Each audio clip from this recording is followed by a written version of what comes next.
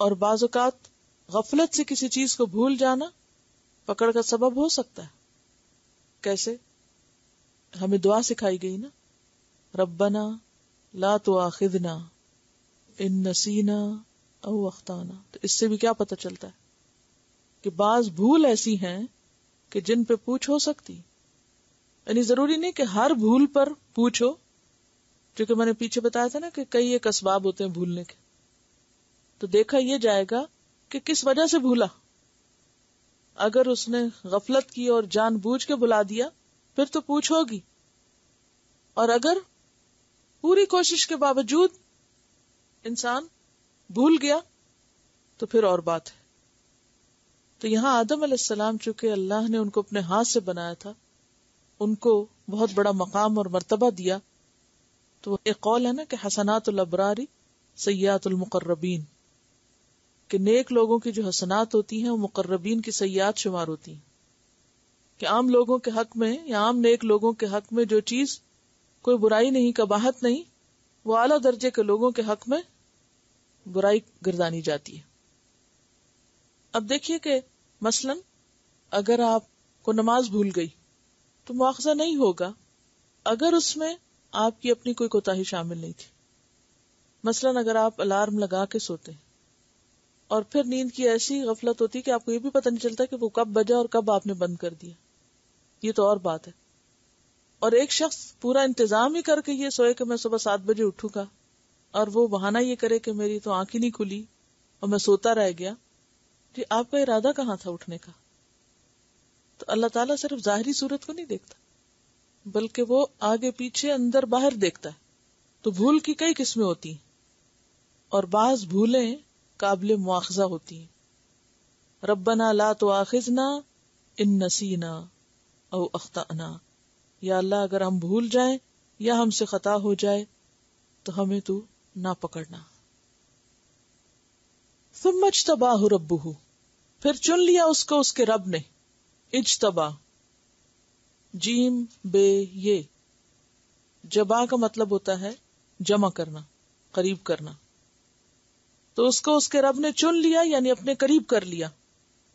فتاب علیہ، پھر اس پر مہربان ہوا. وہدا، اور راہ دکھائی. کس کی؟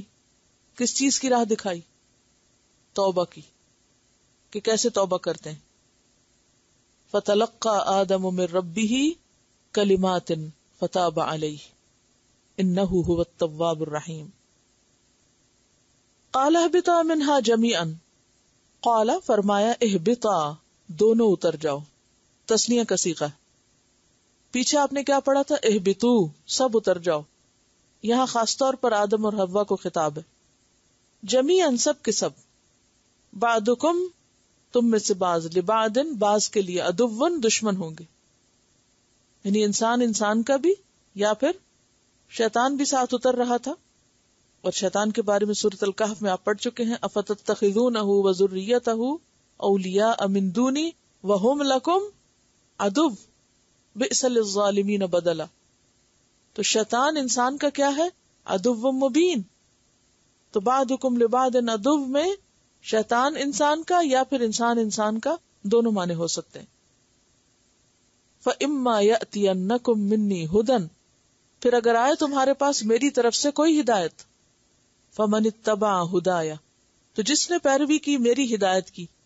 فَلَا يَضِلُّ، پس نہ وہ بھٹکے گا یعنی دنیا میں. وَلَا يَشْقَى، اور نہ بدبخت ہوگا یعنی آخرت میں. تو اب نہیں بھولنا. فلا يضل ولا يشقى، بلکہ کیا کرنا؟ پیروی کرنا اللہ کی ہدایت کی. چلیے یہیں تک تلاوت سنتے ہیں. کان الانسان عجولا، انسان جلد باز واقع ہوا ہے. تو عجلت جو ہے یہ بھولنے کا سبب بنتی ہے.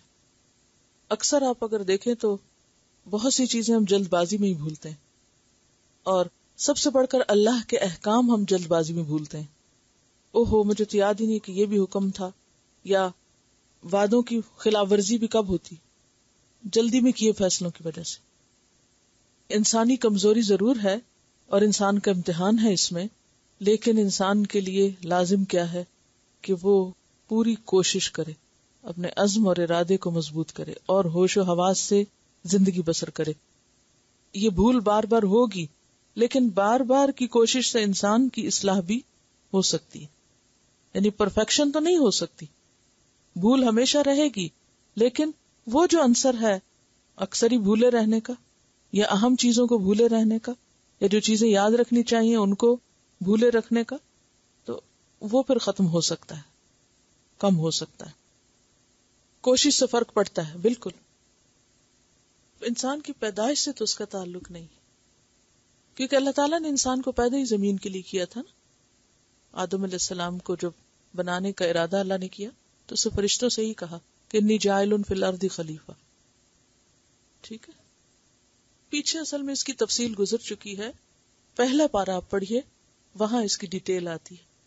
یہاں تو صرف ایک خاص جو آیت آئی ہے کہ جلدی نہ کیجیے، اور خاص طور پر علم حاصل کرنے میں، کیونکہ جلدی کا نتیجہ اچھا نہیں ہوتا، تو اس ریفرنس میں یہ واقعہ ہے.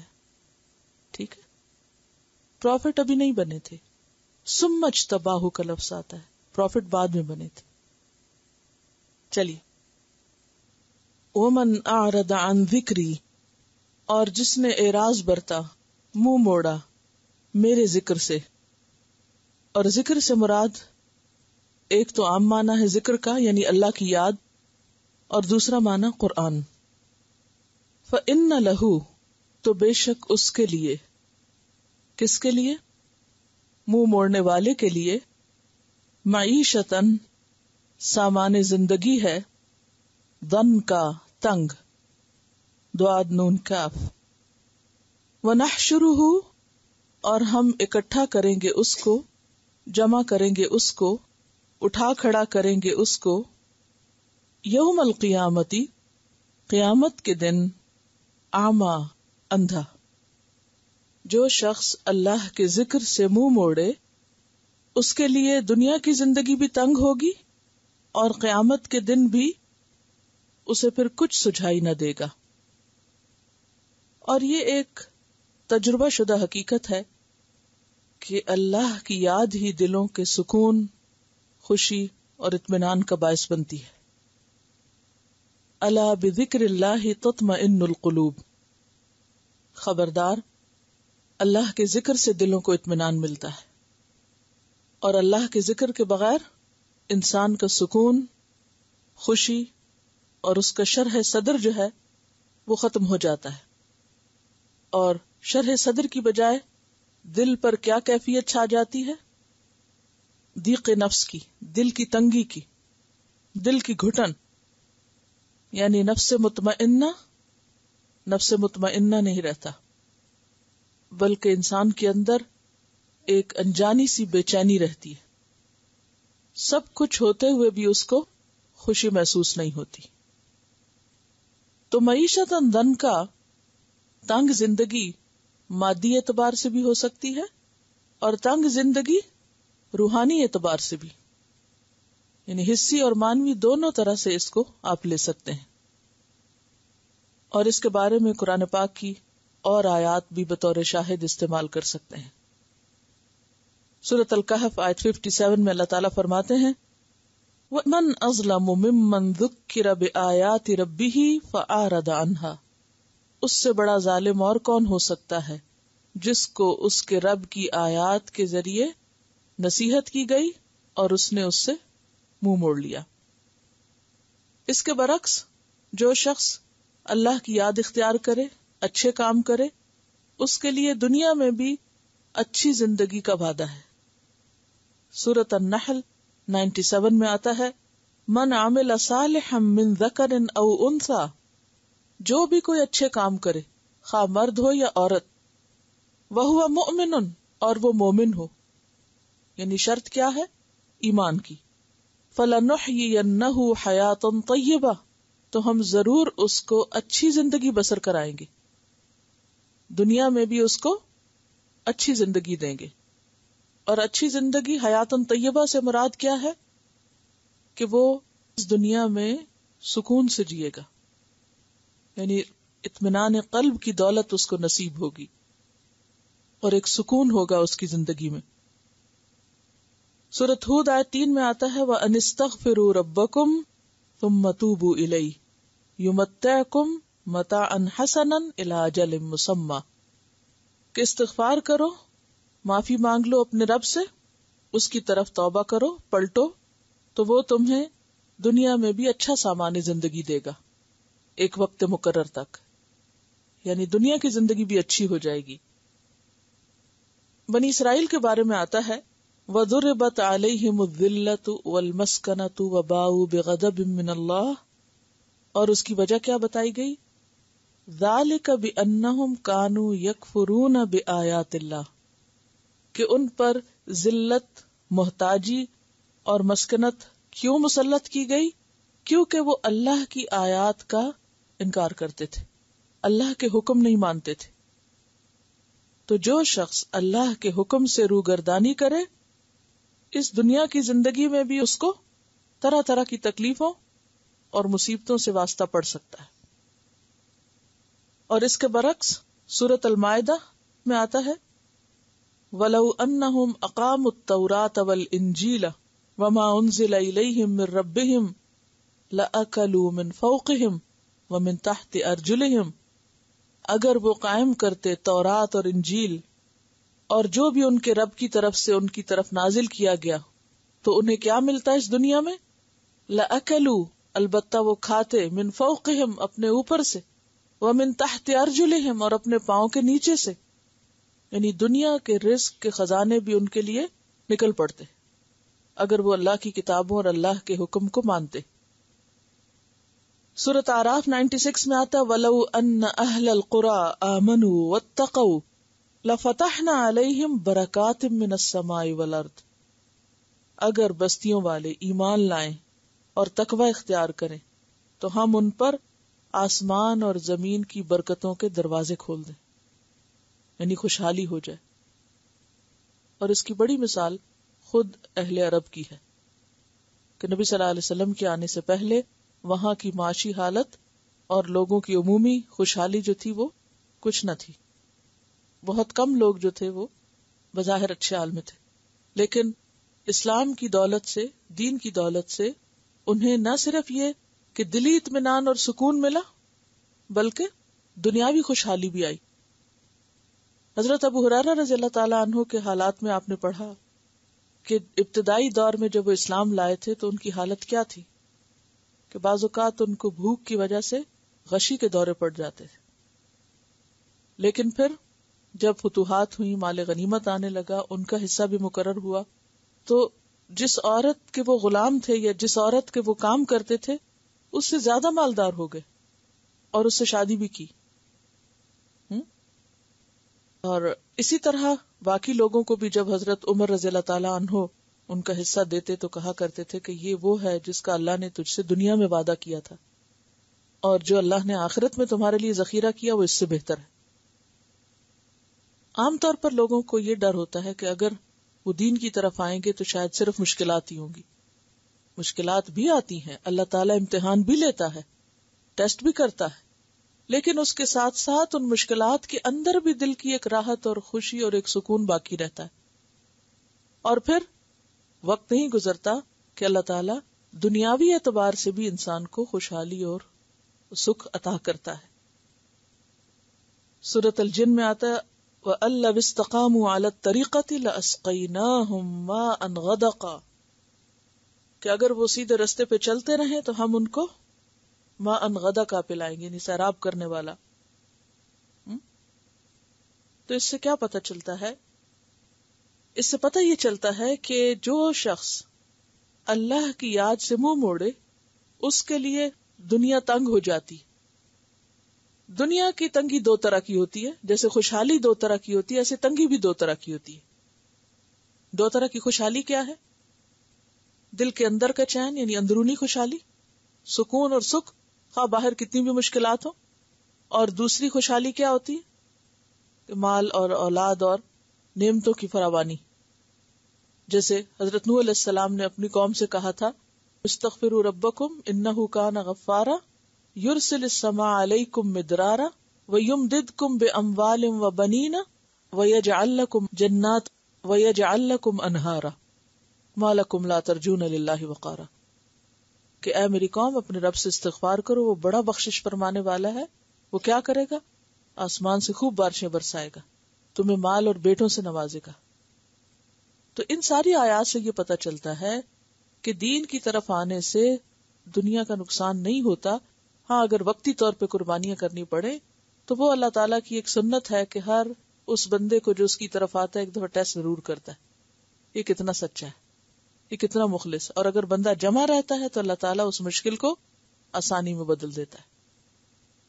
تو اسی طرح جیسے خوشحالی دو طرح کی ہوتی ہے، اندر کی اور باہر کی، روح کی اور مال کی، اسی طرح تنگی بھی دو طرح کی ہوتی ہے. اندر کی تنگی، دل کی بے چینی، بے سکونی، بے اطمینانی، اور اس کے علاوہ عام حالات کا بھی گزران کا مشکل ہونا، یعنی مشکل گزارا ہونا. مالی تنگی بھی. جہاں تک دل کی تنگی کا تعلق ہے تو آپ دیکھتے ہیں کہ بہت سے لوگوں کے پاس عالیشان گھر ہوگا، بڑی بڑی گاڑیاں ہوں گی، بظاہر دنیا کی ہر نعمت فراواں ہوگی، لیکن دل میں کہیں خوشی اور اطمینان اور سکون نہیں ہوگا، چین کی نیند سو نہیں سکیں. تی اندر کی تنگی ہوتی. اور باہر کی تنگی کیا ہوتی ہے کہ انسان کے پاس مادی اور مالی طور پر خوشحالی جو ہے وہ بدحالی میں بدل جائے، جیسے قوم سبا کے ساتھ بھی ہوا. اس موضوع پر قرآن پاک میں بہت کچھ ہے. اور اگر کسی شخص کو نافرمانی کے باوجود رزق فراواں ملتا رہے، ایک شخص اللہ کا نافرمان ہے، بہت دین سے دور ہے، اس کے باوجود اس کو لوگ دیکھتے ہیں کہ جیسے نمرود ہے، فرعون ہے، قارون ہے، ان سب کو کیا ہوا؟ دنیا تو بہت ملی، حالانکہ وہ اللہ کے بڑے نافرمان تھے، لیکن انجام کیا ہوا؟ دنیا میں بھی رسوائی ہوئی. امتعہ قلیلا ثم اضطرہ الی عذاب النار، کہ وہ ان کی خوشحالی آزمائش ہے، وقتی طور پر ہے فائدہ، اور پھر بالآخر انجام جو ہے وہ برا ہے. تو اصل کامیابی اسی کی کامیابی ہے جو دنیا اور آخرت دونوں میں اللہ کی رضا کا مستحق ہو جائے. اور جو شخص اللہ کے ذکر سے، اور دوسرا معنی کیا ہے ذکر کا؟ قرآن مجید سے منہ موڑ جائے تو میں اس کے لیے دنیا تنگ کر دوں گا.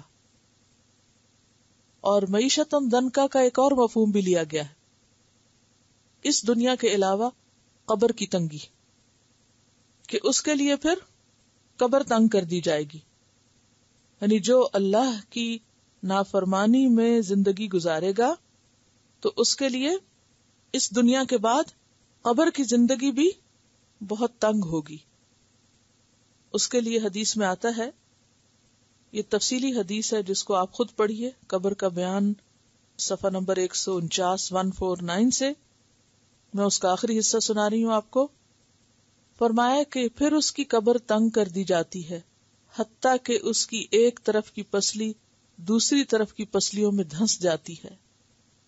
یہ ہے وہ تکلیف دہ زندگی جس کا اللہ تعالیٰ نے قرآن مجید میں ان الفاظ میں ذکر کیا ہے، فَإِنَّ لَهُ مَعِيشَةً ضَنْكَ وَنَحْشُرُهُ يَوْمَ الْقِيَامَةِ أَعْمَى.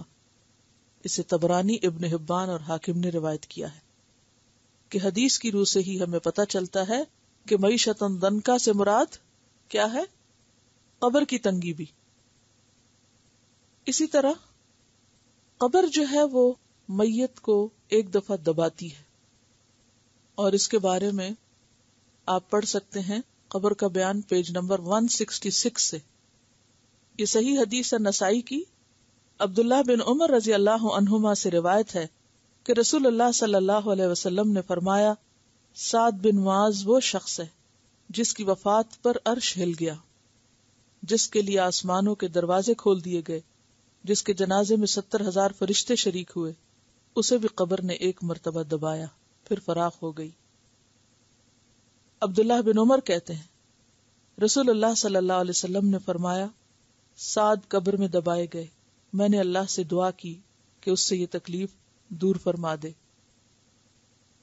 کہا جاتا ہے کہ مومن میت کو قبر اس طرح دباتی جیسے ماں اپنے بچے کو گود میں لے کر پیار سے دباتی ہے، اور کافر میت کو قبر عذاب اور سزا دینے کے لیے دباتی ہے کہ ایک طرف کی پسلیاں دوسری طرف کی پسلیوں میں داخل ہو جاتے. یہ بھی کہا جاتا ہے کہ کسی موقع پر حضرت سعد سے پیشاب کے معاملے میں بے احتیاطی ہوئی تو اس وجہ سے قبر نے دبایا. کیونکہ دو چیزیں عذاب قبر کا سبب بنتی ہیں، ان میں سے ایک تو پیشاب کے چھینٹوں سے نہ بچنا، یعنی پاکی ناپاکی کا لحاظ نہ کرنا، اور دوسرے چغل خوری اور غیبت، کہ ادھر کی باتیں ادھر، دوسروں کی پیٹھ پیچھے ان کو برا بھلا کہنا. تو دونوں ہی گندگیاں اگر دیکھا جائے تو ایک پیشاب کی گندگی اور دوسری زبان کی چھینٹیں، زبان کی گندگی ہے کہ جو انسان غصے میں، ناراضگی میں، برہمی میں دوسرے کے بارے میں نکالتا ہے. تو اللہ تعالیٰ ان چیزوں سے محفوظ رکھے. اور پھر یہ ہے کہ اللہ کی کتاب سے منہ موڑ جانا، اللہ کے ذکر سے روگردانی برتنا، اللہ کی کتاب یا اللہ کے ذکر کو توجہ کے قابل نہ سمجھنا، اس کو سمجھنے کی کوشش نہ کرنا، یہ کوئی معمولی جرم نہیں ہے. اس لیے یہاں پر خاص طور پر اس سے بے تعلقی کی بات کی گئی. اور پھر آپ دیکھیے کہ اس کا حشر اندھا ہوگا، یعنی قیامت کے دن وہ اندھا اٹھے گا. آپ کو معلوم ہے کہ دنیا میں انسان جو کچھ کرتا ہے اسی کے مطابق اس کی آخرت کی زندگی ہوگی. یہ تو معلوم ہے نا سب کو. اندھا کیوں اٹھایا جائے گا؟ کیونکہ دنیا میں وہ اندھا بن کے رہا. دنیا میں اندھا بن کے رہنا اللہ کی کتاب سے، اللہ کی یاد سے، اللہ کے دین سے، قیامت کے دن بھی اندھے پن کا شکار ہوگا. یعنی اسے کوئی دلیل نہیں سوجے گی، جسے وہ ایک پنجابی کہتے ہیں نا بھونترا. کبھی سنا یہ لفظ؟ کیا معنی ہوتا ہے اس کا؟ حواس باختہ، اور کوئی اس کو سمجھ نہیں آ رہی کہ وہ اب اس کے ساتھ کیا ہونے والا اور اس کو کیا کہنا ہے اور کیا کرنا ہے. کوئی اس کو دلیل نہیں سوچتی، ہاں، یعنی اسے کچھ سمجھ نہیں آتا.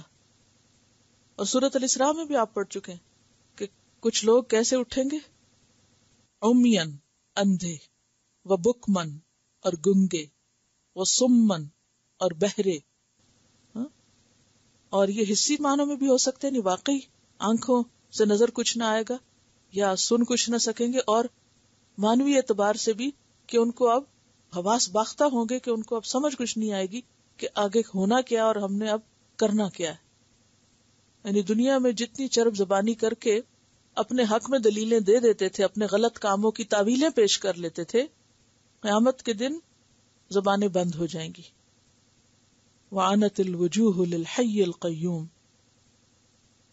قال کہے گا، ربی اے میرے رب، لما حشرتنی اعمی، تو نے مجھے اندھا کیوں اٹھایا؟ وقد کنت بصیرا، حالانکہ تحقیق میں دیکھنے والا تھا، میں تو دیکھتا تھا، اچھا بھلا دیکھنے والا تھا، میری نظریں تو بہت تیز تھی، یہ کیا ہوا؟ قال، اللہ تعالیٰ جواب دے گا، فرمائے گا، کذالک، اسی طرح، یعنی تو اندھا اس لیے ہوا ہے جس طرح اتت کا آیاتنا، آئی تھی تیرے پاس ہماری آیتیں. اور آیات کس کی ہوتی ہیں؟ قرآن کی یا پھر کائنات کی. آیات دو طرح کی ہے نا، کونی اور شرعی. یعنی کہ یا تو قرآن کی آیات مراد ہے یہاں، یا پھر جو بھی کائنات میں اللہ کی نشانیاں ہیں جن کو دیکھ کے انسان اللہ کو یاد کرتا ہے، بے اختیار اللہ کی یاد آتی ہے، وہ اللہ نے نشانیاں ہر انسان کے سامنے کھول کے رکھی. اور قرآن کی آیتیں بھی آئیں. فَنَسِيتَهَا، پس تم نے ان کو بھلا دیا، نظر انداز کیا، چھوڑ دیا. اگر کائنات کی نشانیاں ہوں تو مراد یہ کہ جیسے سورۃ یوسف میں آتے کتنے ہی لوگ ان پہ گزرتے رہتے ہیں اور وہ ان سے غافل ہیں، انہیں دیکھ کے خدا یاد نہیں آتا. اور قرآن کی آیات ہوں تو کیا مانا ہے کہ انسان قرآن کو یا تو پڑھے ہی نہ اور یا پڑھ کے بھلا دے. فَنَسِيتَهَا، نسیان کیا ہوتا ہے؟ یعنی کسی چیز کو جو اسے دی گئی تھی، ابھی پیچھے میں نے اس کی وضاحت کی نا، اس سے غافل ہو جانا، اس کو چھوڑ دینا. تو نے قرآن کو چھوڑ دیا تھا، بھلا دیا تھا. یا تو اٹھا کے ہی نہیں دیکھا، بھولے رہے، یاد ہی نہیں آئی قرآن کی، اور یا پھر پڑھ کے بھلا دیا. دونوں چیزیں ہو سکتی. اب اس میں آپ دیکھیں کہ ہم اگر قرآن کو اس لیے بھولے ہوئے ہیں کہ قرآن سے پہلے ہمارے پاس اور بہت سے کام ہیں اور بہت سی چیزیں ہمارے سامنے. کبھی آپ دیکھیں کسی مصروف دن کی روٹین، جب قرآن اٹھانا پڑھنا بھول جائے آپ کو، کیوں ہوتا ہے ایسے؟ ہوتا کبھی کوئی ہفتہ اتوار کا دن اگر اسائنمنٹ نہ ہو، عام طور پہ ہم سب اپنا حساب خود کر سکتے ہیں، کسی اور کے بارے میں نہیں، اپنے اپنے بارے میں سوچیں کہ ہمیں کیوں بھول جاتا ہے. اوہ اچھا پڑھتی ہوں، ابھی پڑھتی ہوں. ابھی صبح سویرے اٹھے یہ نیت ارادہ بھی لے کے کہ اچھا پڑھتے ہیں ابھی، پھر کیا ہوا؟ کوئی کام یاد آ گیا، چلو پہلے یہ کر لیتے، اچھا میرا خیال ہے پہلے یہ بھی کر لیتے پھر آرام سے پڑھیں گے. پھر آرام دوپہر میں بدل جاتا ہے، اتنے میں اور مصروفی شغل، پھر خیال ہے کہ سب جھنجٹ سے فارغ ہو کے رات کو پڑھیں گے. رات کو نیند آ جاتی، گیا بھول گیا. تو اگر زندگی کا ایک دن ہم ایسے گزارتے ہیں تو بعض لوگوں کی پوری زندگی، اچھا آپ پڑھ لیں گے، آپ سمجھ لیں گے، آپ دیکھ لیں گے، اچھا پہلے یہ کر لیں پھر یہ کر لیں، ٹال مٹول سے کام لینا. تو یہاں کیا ہے؟ فنسیتھا. اور نسیان یہاں اصل معنی بھی ہو سکتا ہے اور نظر انداز کرنے، اگنور کرنے کے معنوں، جیسے جانتے ہی نہ ہو، اجنبیت کے معنوں میں. یعنی جیسے کوئی شخص کسی کو نہ جانے، انجان بن جائے اس سے، تو کیا ہوتا ہے؟ مثلا کوئی شخص آپ کے سامنے ہے، آپ کہتے ہیں میں نے دیکھا ہوا لگتا ہے، پھر آپ کو یاد بھی آ جاتا ہے، لیکن آپ جب چاہتے نہیں کسی سے ملنا تو کیا کرتے ہیں؟ اگنور کر دیتے ہیں، گویا جانتے ہی نہ ہو، انجان بن جاتے ہیں اس سے. فنسیتھا، تم نے ہماری آیات کو نظر انداز کر دیا. وَكَذَلِكَ الْيَوْمَ، اور اسی طرح آج تنسا، تم بھلائے جا رہے ہو. جیسے تم نے بھلایا تمہیں بھی بھلایا جائے گا، تیری بھی فریاد کوئی نہ آج سنے گا. سورۃ اعراف 51 میں آپ پڑھ چکے ہیں. فَالْيَوْمَ نَنْسَاهُمْ كَمَا نَسُوا لِقَاءَ يَوْمِهِمْ هَذَا، آج ہم ان کو اسی طرح بھلا دیں گے جس طرح وہ آج کے اس دن کی ملاقات کو بھولے رہے. ایک اور جگہ پر اللہ کا ذکر بھولنے کا نسوا اللہ فنسیہم، انہوں نے اللہ کو بھلا دیا، اللہ نے ان کو بھلا دیا. تم نے ہماری آیات بھلا دی، ہم تمہیں بلاتے ہیں. آخرت کی ملاقات کو بھولے رہے کہ واپس بھی جانا ہے، آج تمہیں بلایا جاتا ہے. اور کسی کو بھلا دیا جانا کیا معنی رکھتا ہے؟ کسی بھی چیز کو آپ کہتے ہیں نا میں نے بھلا دیا اس کو، یعنی اس کی کوئی اہمیت نہیں، اس کا مرتبہ اور مقام ہی کوئی نہیں آپ کی نظر میں، کوئی چاہت ہی نہیں. کیونکہ جس چیز کو آپ چاہتے ہیں، جس چیز سے آپ محبت رکھتے ہیں، اس کو آپ کبھی بھلاتے نہیں ہیں، بھول نہیں سکتے. بھلاتے کب ہیں؟ جب ضرورت نہیں اس چیز کی.